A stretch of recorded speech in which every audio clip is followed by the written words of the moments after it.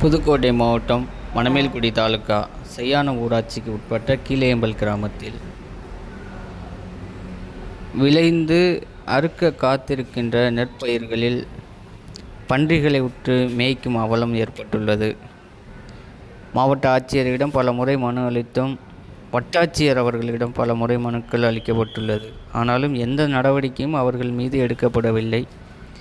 அவர்கள் பன்னிகளை திறந்த வெளிகளிலும் நெற்பயிர்களிலும் விட்டு மேய்த்து கேட்பவர்களிடம் தரக்குறைவாகவும், மீறினால் உங்கள் மீது நாங்கள் பிசிஆர் ஆக்டின் மூலம் வழக்கு பதிவோம் என்று மிரட்டியும் பன்னிகளை திறந்த வெளிகளிலும் வயல்வெளிகளிலும் வளர்த்து வருகின்றனர்.